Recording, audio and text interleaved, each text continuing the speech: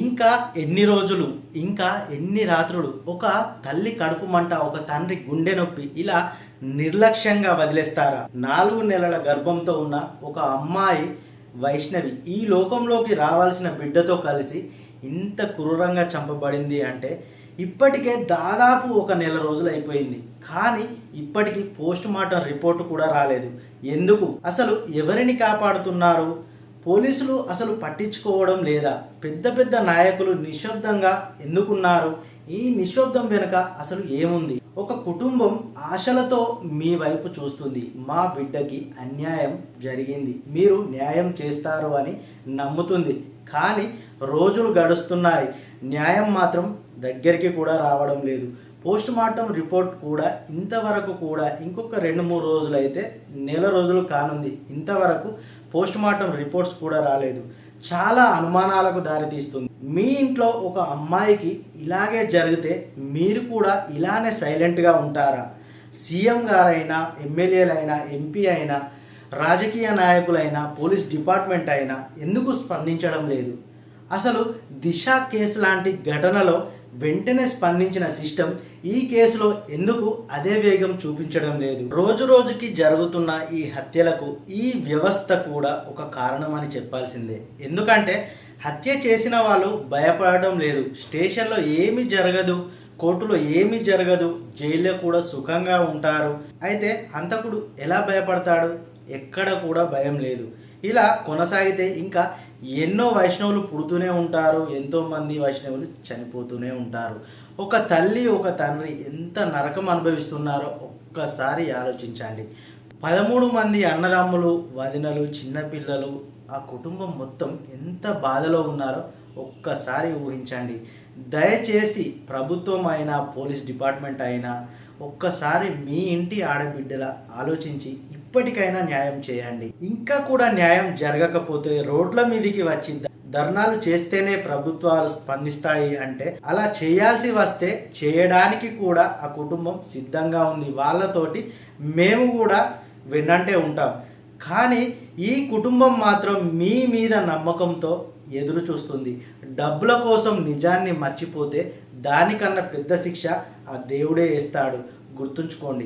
ఇప్పటికే ఒక నెల అవుతుంది, ఇంకా ఎంతకాలం? ప్రతిరోజు మనం ఇలాంటి మరణాలు చూస్తూనే ఉన్నాం.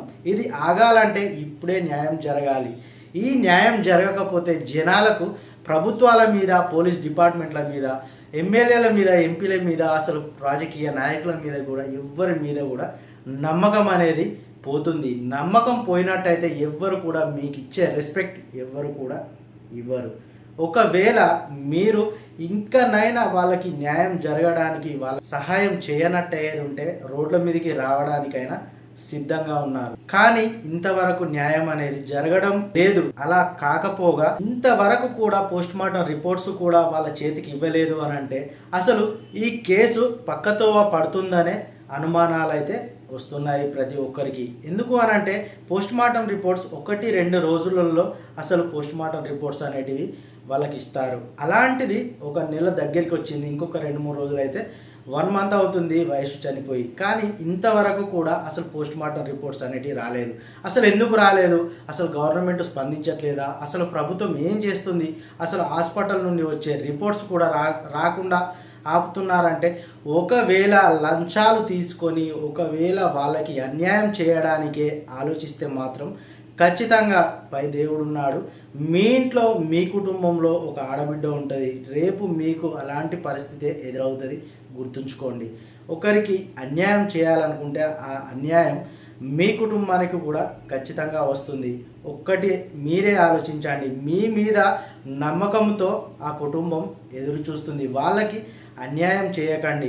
ఎందుకు అంటే కన్న తల్లిదండ్రుల కడుపు కోతను మీరు వాళ్ళతో ఆడుకోకండి.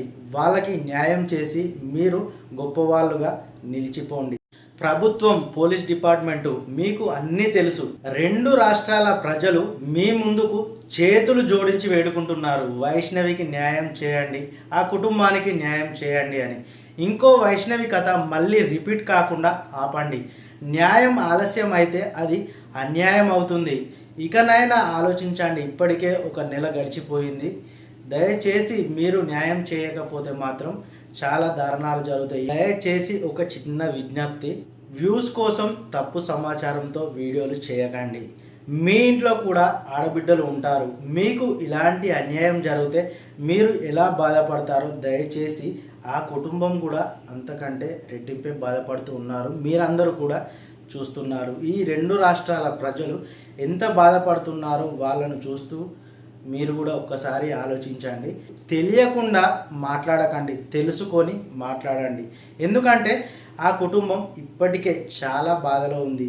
ఇంకా వాళ్ళని బాధ పెట్టేలా తప్పు ప్రచారం అయితే చేయకండి.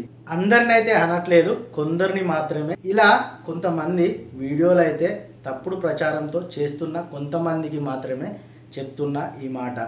వీడియోలు చేయండి, కానీ నిజం కోసం చేయండి. ప్రతిరోజు వైష్ణవి కోసం వీడియోలు పెట్టండి, జస్టిస్ ఫర్ వైషు అని.